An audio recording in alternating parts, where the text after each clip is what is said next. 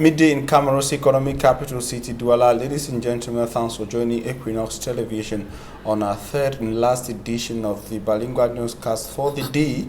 The first part is in the French language with Julien Bert-Bissat. Bon après-midi. Good afternoon to you, Formi Armstrong Sanda. Mesdames et messieurs, bon après-midi à tous et bienvenue aux 12h sur Equinox Télévision. Ouvrons cette édition par l'actualité consacrée à la santé face aux crises répétées dues au manque de kits d'hémodialyse au Cameroun. Les parlementaires peuvent-ils pousser le gouvernement à prendre ses responsabilités? À l'initiative de l'Assemblée nationale, des parlementaires font le diagnostic des principales difficultés des hôpitaux publics au Cameroun. L'objectif est de soulever les dysfonctionnements qui plombent la qualité du service dans nos formations hospitalières. D'autres précisions dans ce reportage de Daniel Warren 2, Donald Brice Kamgan. Comment les dotations reçues par les hôpitaux de Douala dans le cadre du plan d'urgence triennal ont été utilisées? Quels sont les besoins aujourd'hui? Deux questions guident pour le groupe de parlementaires qui sillonnent ces formations sanitaires. Nous avons par exemple été à l'hôpital général qui dispose d'un service d'oncologie, de radiothérapie pour traiter les cancers. Rendu aujourd'hui à une situation dramatique qui est laquelle? La bombe à cobalt qui est là-bas est pratiquement en fin de potentiel. Et très bientôt, si rien n'est fait, cette structure d'oncologie va être arrêtée. Et si elle est arrêtée, c'est autant de malades du cancer qui sont en forte difficulté et qui risquent de perdre leur vie. À l'hôpital La Quintini, le service de la maternité qui exprime un besoin de 20 couveuses n'en dispose que 10. Un déficit tout aussi préoccupant pour la formation sanitaire et les usagers qui la sollicitent. Les besoins réels de cette unité de pédiatrie sont de à peu près 20 couveuses. Il n'y en a que 10 pour le moment. Et donc, c'est des situations qui sont préoccupantes et qui méritent d'être adressées. Sur la crise constante des kits de dialyse, elle est due au fait que seul l'hôpital général de Douala dispose d'un centre pour l'instant pour toute la capitale économique. C'est également un centre d'intérêt pour les élus. Le ministre de la Santé qui est venu à l'Assemblée nationale a été questionné là-dessus, nous a rassuré que cette situation a été stabilisée et donc il est normal, vous savez on est en période de Covid.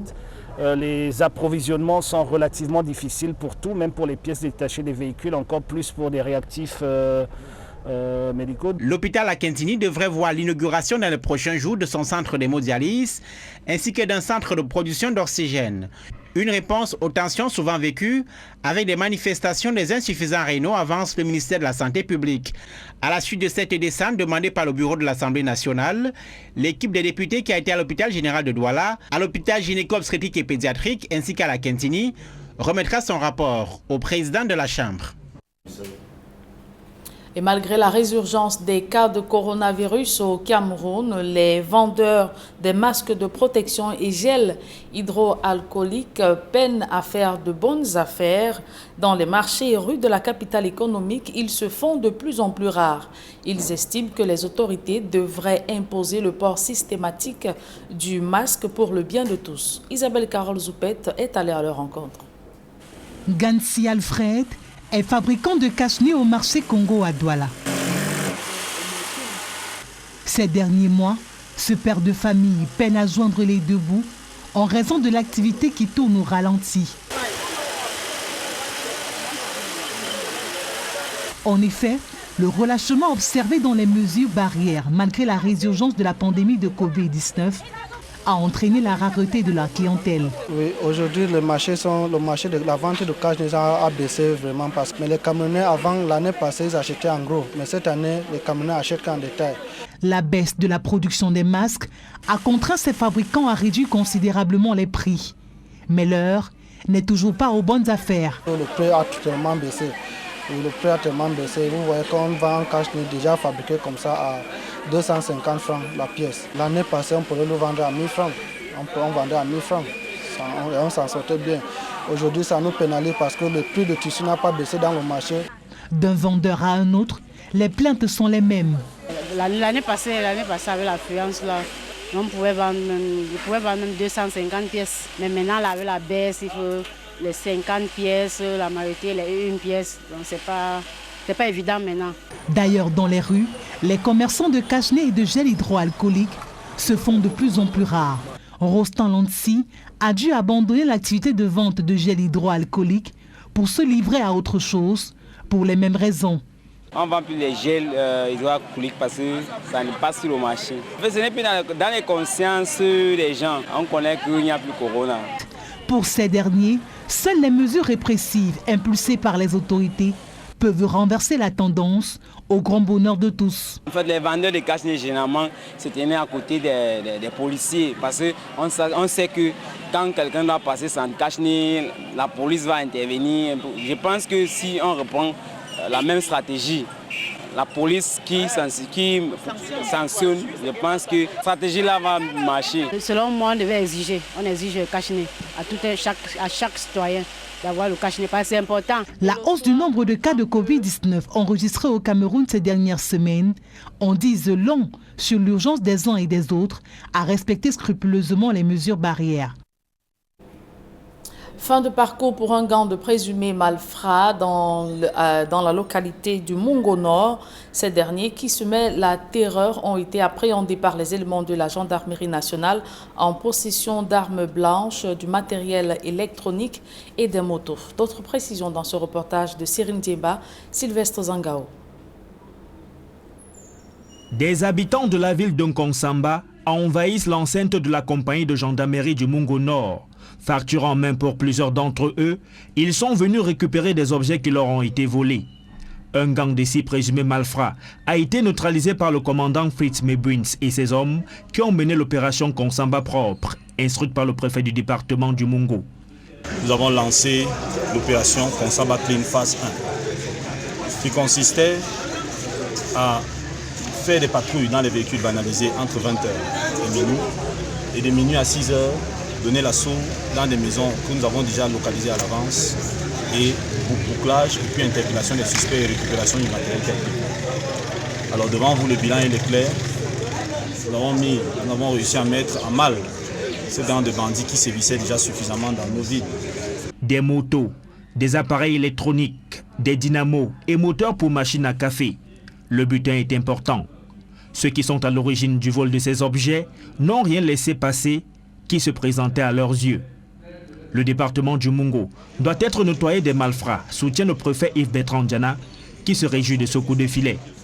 Nous félicitons la compagnie de gendarmerie Mungo Nord et tout le groupement, et nous remercions la collaboration des populations que nous invitons une fois de plus à adhérer à cette lutte que nous avons engagée pour que nos villes retrouvent la tranquillité et le calme. Les populations sont invitées à collaborer davantage en dénonçant tout acte suspect dans leur entourage.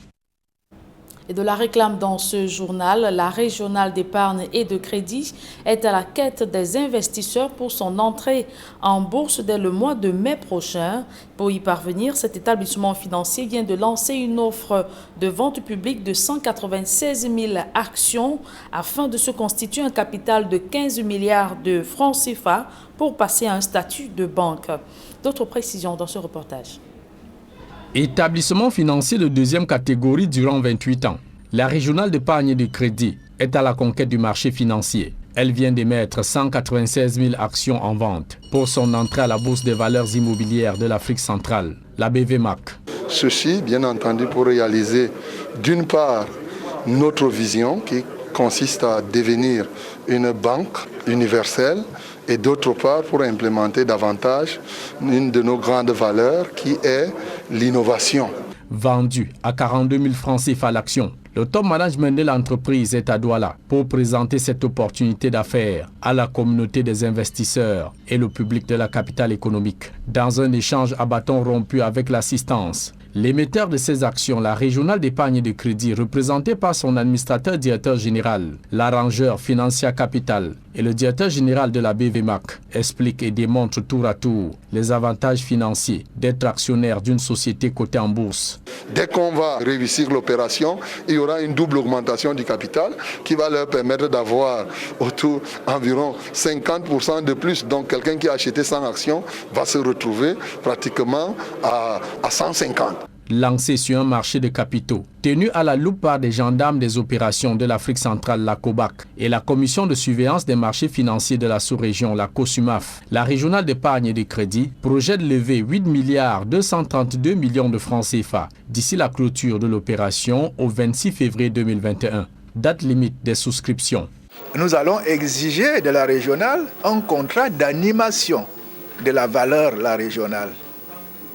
Ce contrat d'animation permettra que les opérations d'achat et de vente d'actions se déroulent sans qu'il y ait des délais trop longs, n'est-ce pas, pour les bénéficiaires.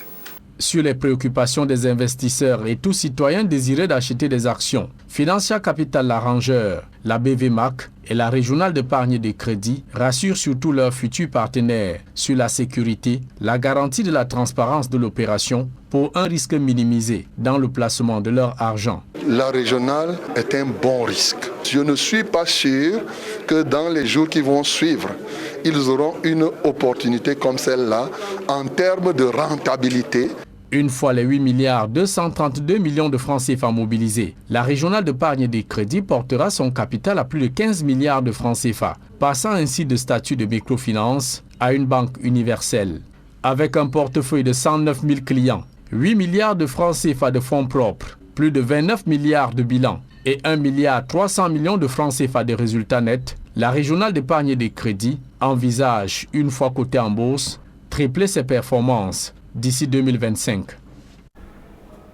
Voilà qui met un terme à la première partie de ce journal. La seconde est en langue anglaise avec vous, Formi Armstrong Sanda. Good day once again. Good day once again, Julian Bert Bisa. Good day once again, ladies and gentlemen. Thanks for joining us in the second segment of information. Women in the Northwest region say they will continue to seek the face of God and to bring belligerent parties to the armed conflict, rogging the Anglophone regions of Cameroon to task until the war is over. The women, bothered by the recent assassination of 3 traditional rulers in the Libya-Lem division of the Southwest region, the torture meted on a certain Jean Mbungo in Du subdivision of the Northwest region, and related killings and atrocities committed recently in the Northwest and Southwest regions once again converge at their morning site at the Commercial Avenue in the Northwest Regional Chieftain Bamenda. As you can see in your images, carrying placards such as "No to killings," "No to Ngarbu," "No to Kumba." The suffering is too much. The women denounce the negative, frustrating and devastating impact of the war in the 2 Anglophone-speaking Northwest and Southwest regions of Cameroon, and also cried out that their children, husbands, brothers and sisters and close ones have been killed since the start of the armed conflict in the 2 Anglophone regions. The women in different languages from across the Northwest region cried out to God to intervene in this situation in Cameroon and end the crisis which they say has been on for just too long. The women also asked the both parties to end the war. It should be recalled that it is not the first time they are converging on Bamenda, chieftain of the Northwest region, to cry, to mourn and lament the suffering of their children and their 2 regions within the context of the Anglophone crisis. The women began assembling in Bamenda since 2020. We stay in the 2 Anglophone regions to say that one of the effects of the crisis was also the burning down of the divisional office in Bafut subdivision in the Mezam division of the region.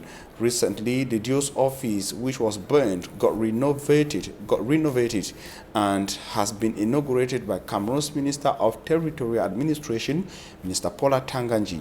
Paul Atanganji, who used the inauguration ceremony to ask that separatists drop their weapons. Our correspondent in the Northwest Regional Chieftain Bamenda Mbustela followed the visit of Atanganji and compiled the following report.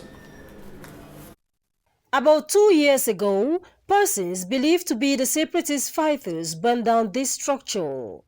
It hosted the services of the Bafut Subdivisional Officer's Office.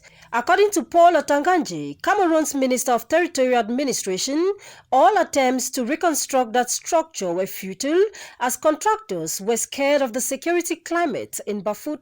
Most of the businessmen were not available to do the reconstruction work. Most of them were not available to do the renovations. Minister Paul Otanganji was in Bafut to evaluate work done by the 3rd Rapid Intervention Battalion in getting the structure usable again. I'm so impressed because we have some innovations like all this, the police, yes, where they can stand. Yes, and think that it's something which is an innovation. You see that when you sit there, you can see at a distance, you can say more than 10 kilometers. So when you see the enemy coming, they can recognize the enemy. So I think that this is a sign that within the military and the civilians, we have a good partnership. Since its installation in July 2020, Diobe Elomba Didakos, Divisional Officer for Bafut, is yet to effectively discharge his duties from his office in Bafut. Although renovated, the office is lacking in office equipment. Bafut has been one of the hotspots in the Northwest region since pro-independence fighters picked up arms, with many gun battles reported as they regularly clash with government forces. As consequences, Bafut is deserted, with her rich agricultural and touristic potentials losing their relevance. While viewing these arms said to have been recovered by security forces acting on a hint from an unknown individual in Lower Bafut, Minister Paul Otanganji calls on the population to collaborate with the forces whom he says have been deployed for their safety. And still in the Anglophone regions, custom officials, 38 in number or 39 in number, newly promoted in the Southwest region, have been urged to say no to corruption if they must effectively and positively contribute to Cameroon's revenue collection. The call was made during the official installation ceremony or oath-taking ceremony that took place at the Court of First Instance in Limbe, chief town of the Fako Division. Our correspondent in Limbe, Davidson Mamo, was part of the ceremony and compiled the following report.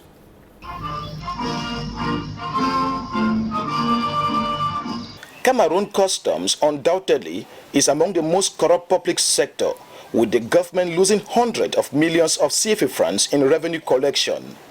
To check this cankerworm of corruption, the government and the customs sector in particular has put in place mechanisms to curb this ill.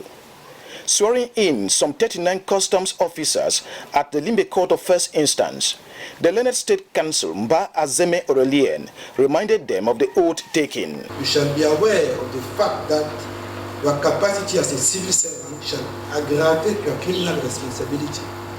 You shall be liable to criminal prosecution. The presiding magistrate, president of the court, His Worship Valerie Akunda Samanti, used the occasion to call on them to do their job diligently. That your functions are considered by law so sacrosanct that they must not only be covered by the oath, but they must be seen to be covered by the oath. According to the magistrate, oath taken by custom officers is unique to that of other public call. The mention of the oath on the letters of commission is peculiar to the customs service. Law attaches grave importance to the credibility, the honesty of a custom officer. It was an opportunity for the Learned State Council to appeal to the public to show disrespect to customs officers. Custom officials are under the special protection of the law. It is especially forbidden to all physical or moral, civil or military person to abuse them. On their part, they promised to bring out the best in them in the discharge of their duties. Promise to work harder for the accomplishment of our duties and to be at the service of the state. We promise to do our work in conformity with the Cameroon Republic law. The oath taking upgrades the custom officers to the rank of judicial police. The event was witnessed by Southwest Customs Chief of Sector, the administration, family members, among others. And car thieves in Douala and the littoral region have been told to quit the activity as there is no hiding place for them in the region. The call was made by elements of the anti-gang unit of the Judicial Police in Bonanjo while presenting some 2 individuals who stole a taxi in the Yassa neighborhood of the economic capital city. The rest of the story is with Simat Njikan Gabriel. It was another busy day at the premises of the Judicial Police Station in Bonanjo Douala. A car that was forcefully taken by alleged thieves on September 30, 2020 at Nyala met its owner this Wednesday. Au niveau de MTN Aqua. It was at the MTN office in Aqua that we negotiated our price, 3,000 francs per hour. Pour qui voulait une couche, il avait un truc à prendre à Nyala. Et il faudrait que je l'amène au fret. He told me he has been recently transferred to Douala. We then moved to the airport to transfer a package, but unfortunately, we couldn't do the transaction. Il y a assez de monde pour envoyer le courrier. Il faut qu'on patiente. Et j'ai supporté. The 2 accused in the act during their presentation didn't deny their crimes, even though one says he will readily speak out before a lawyer. He was the one who brought the vehicle with the man inside. We forced him out of his car and took it away.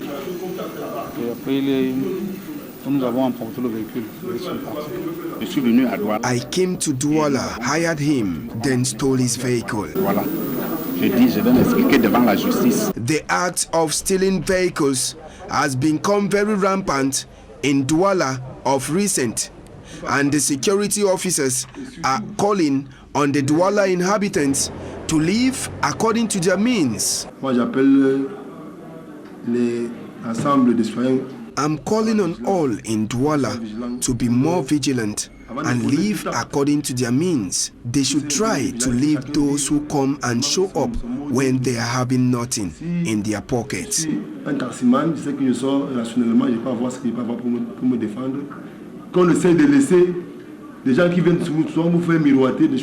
The investigation that led to the capture of these 2 alleged car thieves was done by the head of the anti-gang unit at the Judicial Police Station, Henry Nsama, under the supervision of the regional delegate of National Security for Littoral.